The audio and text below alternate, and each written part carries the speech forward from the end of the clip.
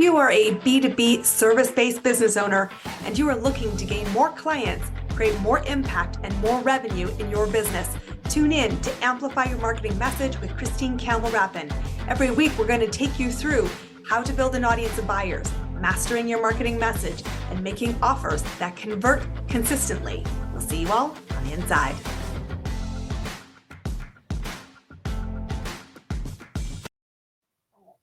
To get in front of more people, more ways, more often, there are lots of different tactics available in the marketplace.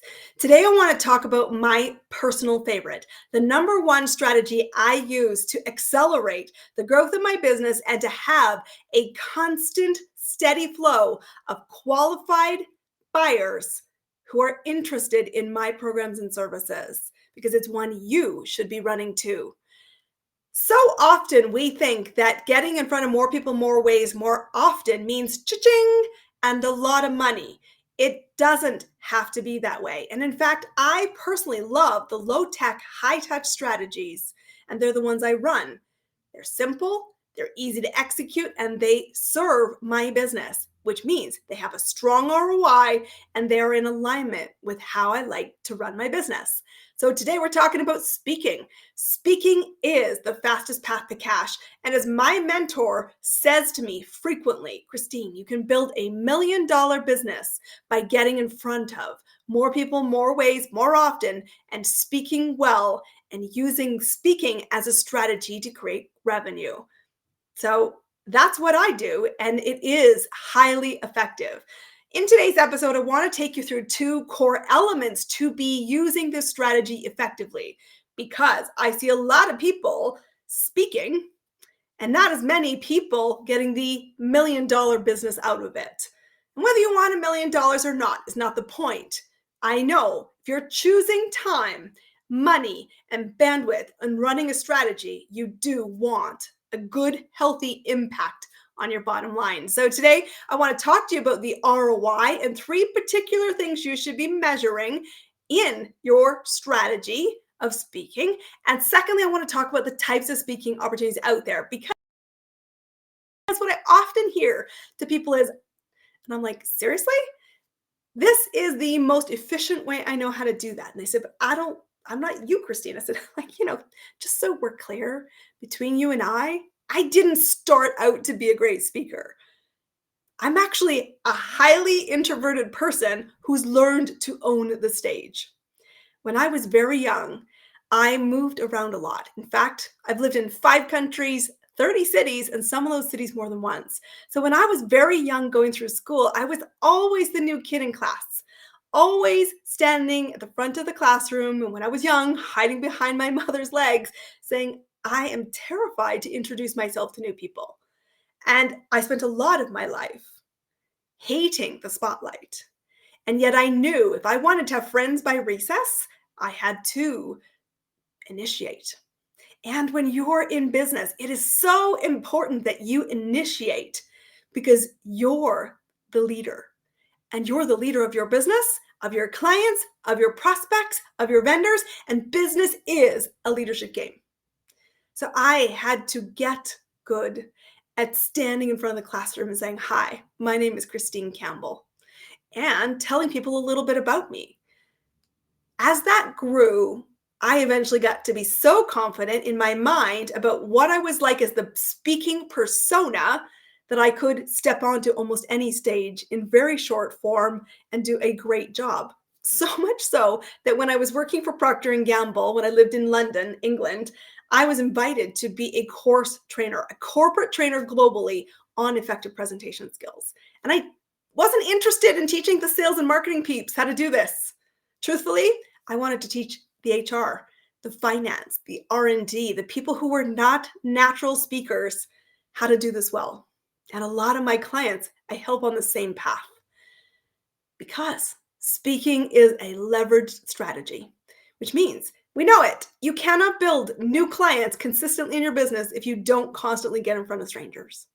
So I would rather do this a few times a week and have a great pipeline of new people moving towards my business than to do 100 other things and to go cha-ching, cha-ching, cha-ching every other time, because I had to outsource reinforce the skill. Speak fire once and repeat. So for me, that elegant simplicity caught my imagination, and I hope it's catching yours because speaking is a learned skill. So learn it. And here's how you do it. So in the world of speaking, there are two philosophies around the types of stages you can have. There is the keynote strategy, and there is the speak to sell strategy. When you are a keynote speaker, this is where somebody pays you, often cash, to grace their stage. And the only compensation you receive is from that lump sum payment that says be on this location at this date and deliver this talk to an audience that is provided for you. It's a great way to do it. And it is also a way that is becoming less and less common. And in my case, not desired often because it limits the amount of time that you can create revenue, because often there are highly restricted covenants in your contract about what you can offer, because you're often there to inspire or to educate instead of sell. And so me as a business owner and you as a business owner listening to this podcast might be thinking, well, I need revenue. I need to be able to sell. So that's you. You might prefer the second strategy.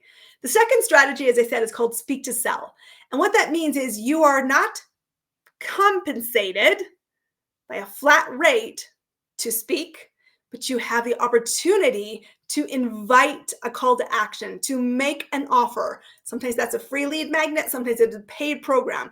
Depending on the audience, you might choose one or the other. But you're not paying out of the gate, but expecting from your offer to be creating wealth.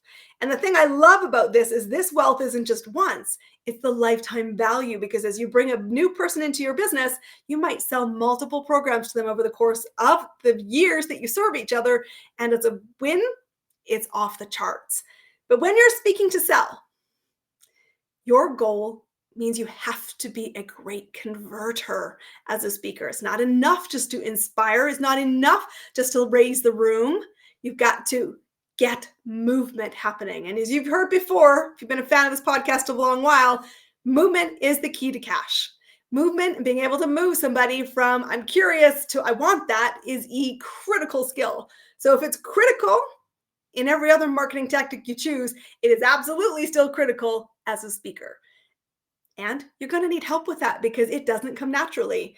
And that's why even myself, I pay a coach to help me speak to sell more effectively. And she's awesome. So when you're speaking to sell, there's two types of ways you might go to market. You might do it for free, and you might also pay to play. And I'm constantly surprised by how many people have never heard of or feel it's vulgar or offensive to pay to play. Truthfully, I'm constantly surprised by this. I will tell you, I will pay to play for the right room every day of the week. Why? Because if somebody knowingly has brought together my ideal clients and they want cash for me to get access to that room, it is the lowest cost per acquisition I spend of all my marketing dollars because I know how to convert. And so I'm happy to pay if you will get the room full for me because I know I can do a great job on the offer. If you're not sure that you can convert, you might not love this strategy. But rather than hate the strategy, learn to play the strategy well would be my advice as your advisor. So let's dial it back. You get to keynote, which is getting paid to speak, or you do not get paid to speak. You might, in fact, pay to play because you're going to be making an offer and getting that offer, creating cash. And if you're a business owner, I want you to hear that. Cha-ching.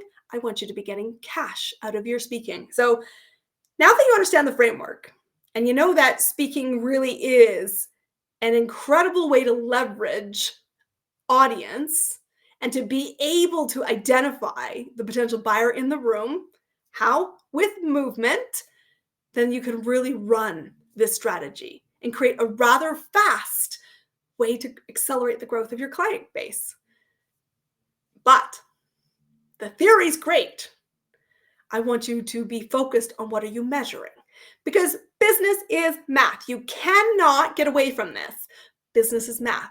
So, if you're going to invest in any strategy, this one today we're talking about speaking, I want you to have a focus on how are you measuring your effectiveness of your time, money, bandwidth by running this chosen strategy. So, here are the three things I measure. It is hardly surprising you've heard this before, but it is really important that you're in the right room. If you are not in front of people who want to know what you do, offer, and how to get in touch with you, you are not in the right place. I don't care whether you got paid for it or you're hoping for a miracle on the other side, it's ineffective. So, the first thing, let's talk about return on influence. You've got to be in the right room.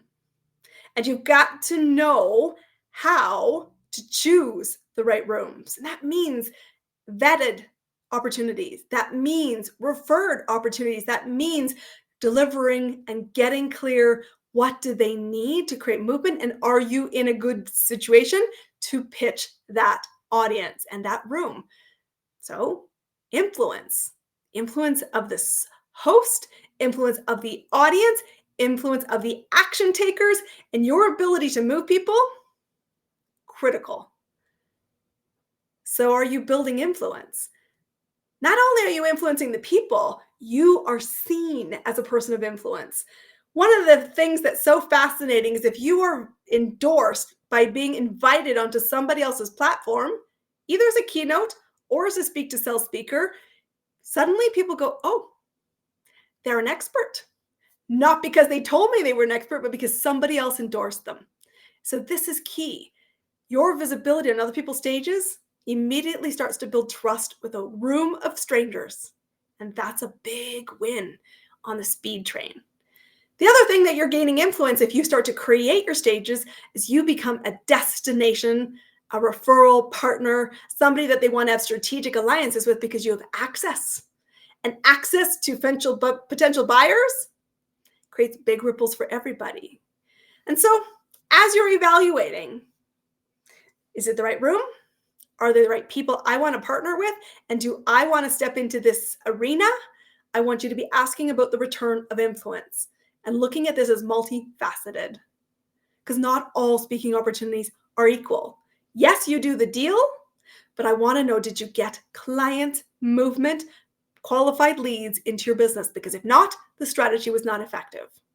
Number two is the return on impact. Impact comes in a lot of different ways.